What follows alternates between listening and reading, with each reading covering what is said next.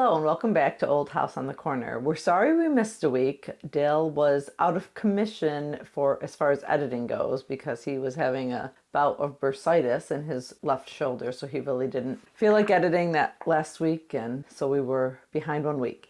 But this video will bring us to our 8th day in Scotland, which was May 11th. And it starts off with us leaving our cute, cozy Airbnb along Loch Lomond, and we headed toward and ended up the day in Bridge of Allan.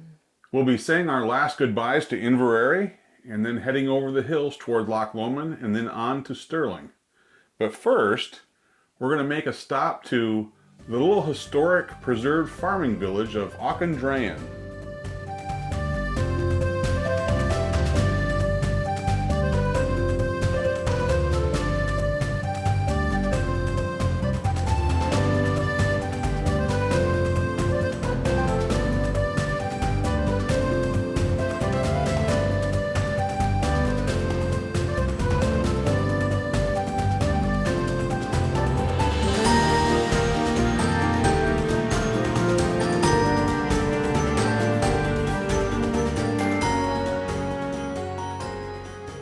Auchindrain sits along Route A83 in between our Airbnb and Inveraray, and since we had planned to make a stop there anyway, this made it very convenient on our list of things to do this morning as we headed north.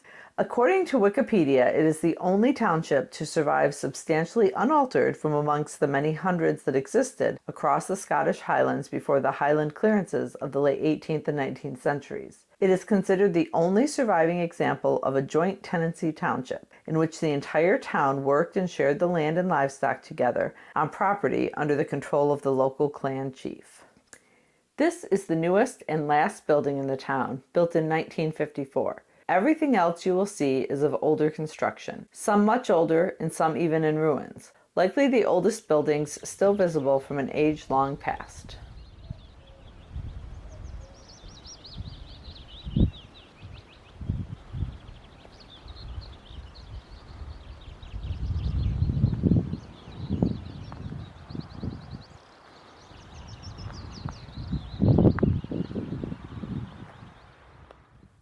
The name Auchindrain is the anglicized form of the Scottish Gaelic Auchindrain, which translates as Black Thornfield. Not exactly a positive sounding description for a place that was a farming village, but is likely a fairly accurate description given the hard work needed to scratch out a living in this rugged land.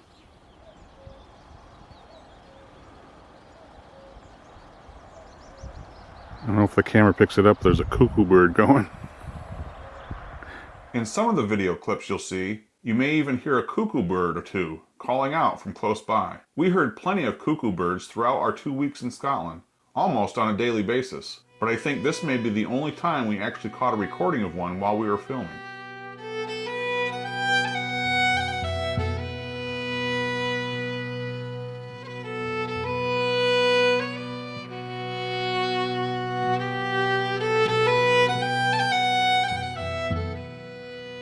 The first documented mention of Auchindrain that can be found is from the early 16th century. However, it is believed that this little village may have been established even further back in the late medieval period, possibly as a split from a nearby former township no longer in existence. Auchindrain continued to be a hardscrabble farming village all the way up until the 20th century, when its last resident family moved out in the mid-1960s. Since then, an independent Scottish charity known as the Auchindrain Trust has maintained the property, which contains some 22 various buildings, largely through the help and work of volunteers.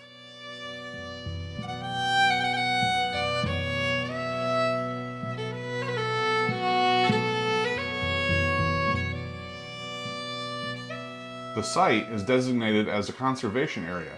It is Category A listed in its entirety, and its buildings are a recognized collection, one of only a few collections not held by the National Museums and National Galleries of Scotland. It is very similar in nature to going someplace like, say, Genesee Country Village here in Mumford, New York, or countless other restored museum villages that we have across the United States.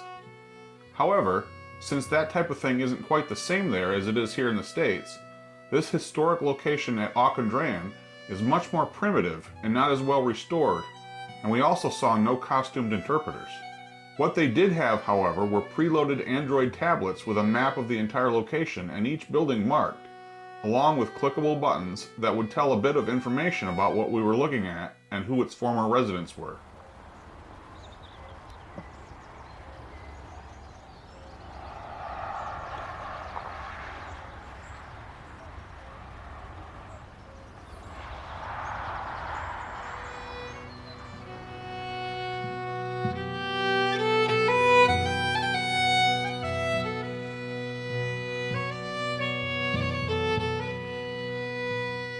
Since this village has been in existence across several centuries, the buildings within are a mix of various time periods, many being used and reused by each passing generation or new owner.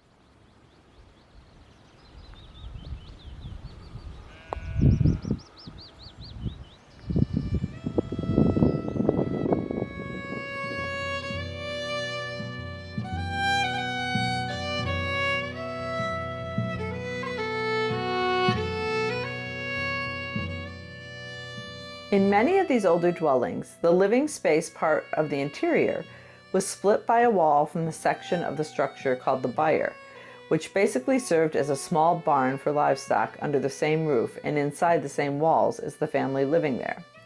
Animals not only provided food for living, but also gave other benefits such as extra warmth in the winter.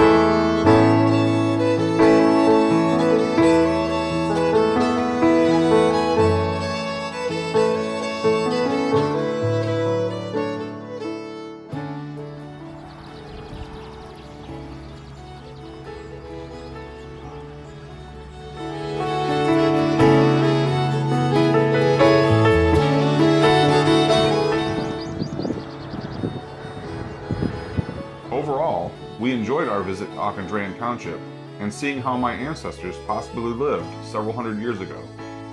But before long, it was time to hit the road again and keep heading north towards Inveraray, and then eventually on to our final destination for the day. Interesting little village. Yeah, it is. I just don't understand why it's not more publicized. It's one of the only things of its kind in the country. It's been kept like this for...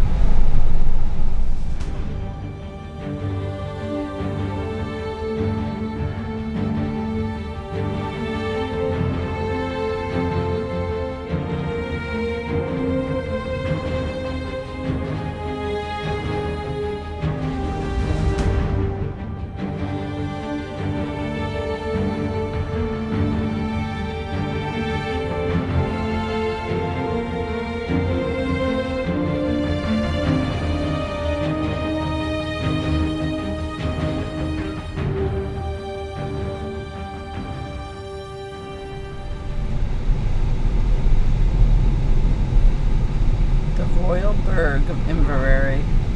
It's a borough. It's a burgh. It's a borough.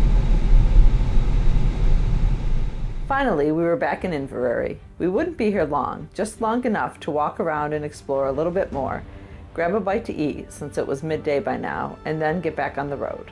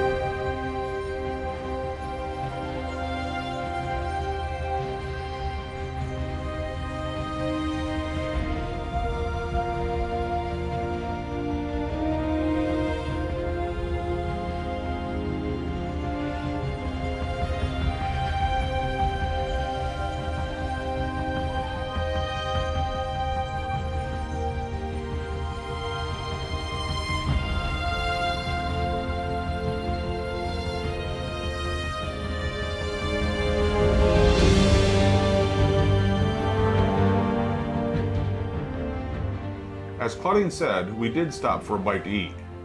Or should we say, a sweet snack at a little place called Cafe Balloch, before continuing our quick final walk along the streets of the town.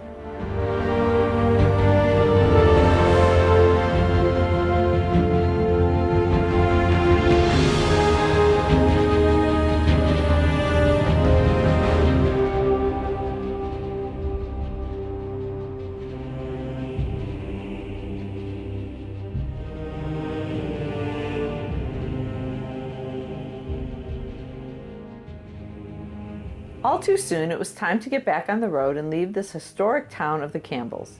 We'd continue north over the bridge with one last look at the castle before rounding the top of Loch Fyne and ascending the hills on our way toward Loch Lomond.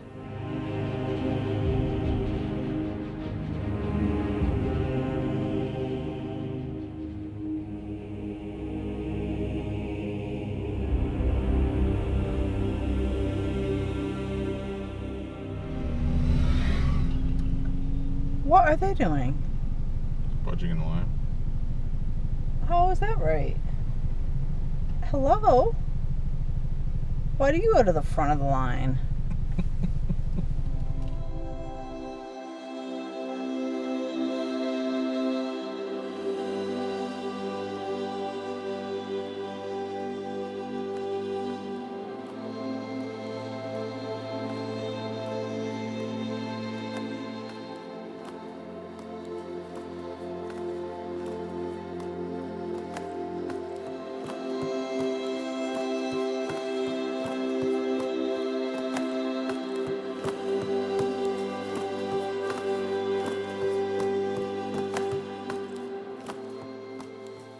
For the next leg of our journey, I had originally planned to make a quick stop in Balloch, which is roughly just over halfway to our destination in Bridge of Allan from Inveraray.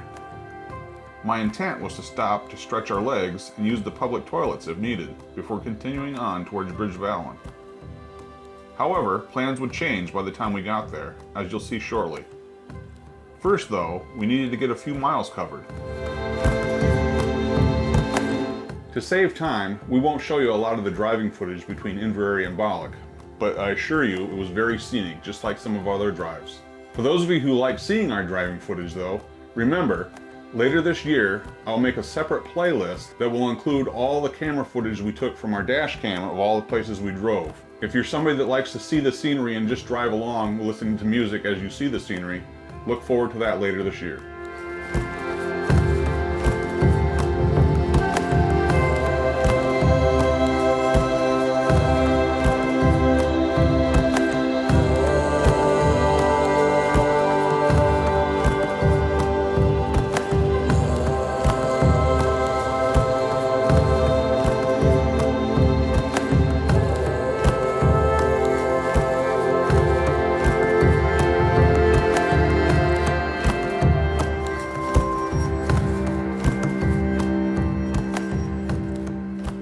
Once in Balloch, I asked Dale if we were going to stop as planned, but he decided maybe it would be good if we just pressed on to our destination and then we could stretch our legs and relax for the rest of the evening, so he elected to keep going.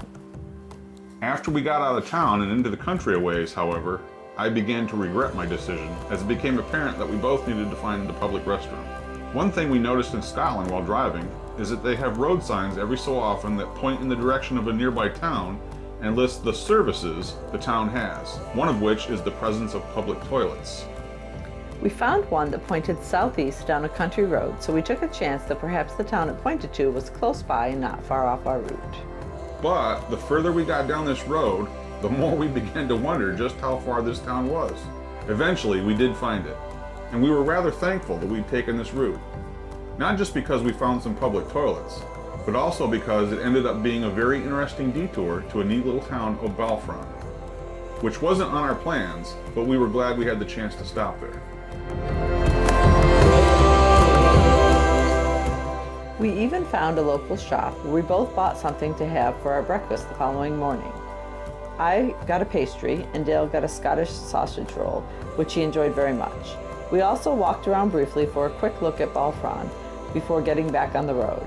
It really was a nice little town. Our dash camera had run out of battery on our way here, but when we left Balfron and returned to the actual planned route of our travel, we were able to get it plugged in and running off the charger while we drove. For your enjoyment, here's a quick look at the route as we left.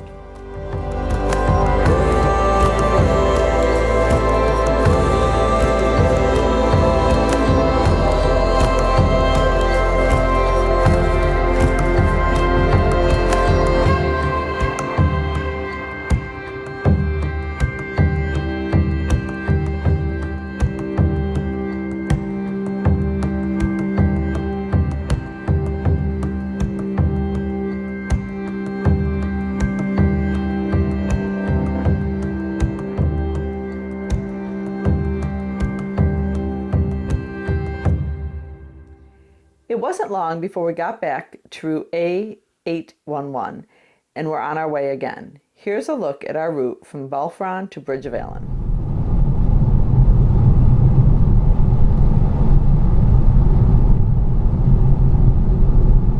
Now turn right at the end of the road onto A811.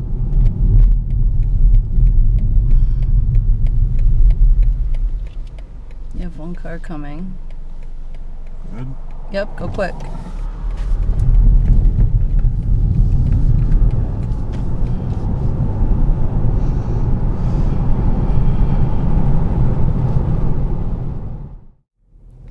When we neared the city of Stirling, one of the things we found interesting was that you could be so close to one of the larger cities in Scotland and yet still appear to be out in the country. Believe it or not, we actually got caught in a traffic jam behind a farm tractor heading into Stirling.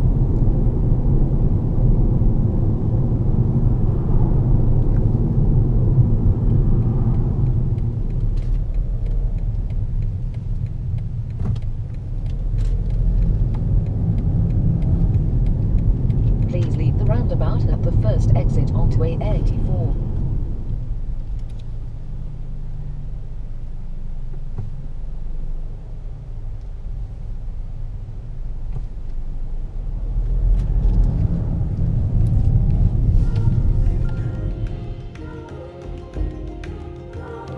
After a bit more driving, we finally arrived in Bridge of Allan and were able to settle into our Airbnb where we'd stay for the next few days while we visited Stirling and the surrounding area.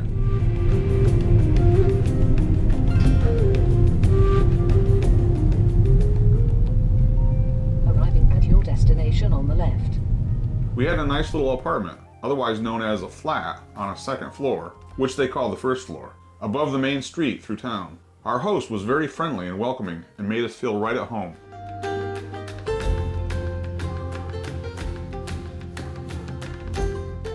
One thing we enjoyed doing while we stayed there was sitting at the table by the window and watching the daily life events transpire below us, both in the mornings before we headed out for our day's activities, as well as in the evenings when we returned for the night. We liked watching the traffic and the people going about their business, coming and going, opening their shops, stopping for coffee, greeting and chatting with one another. It was its own little television show of sorts.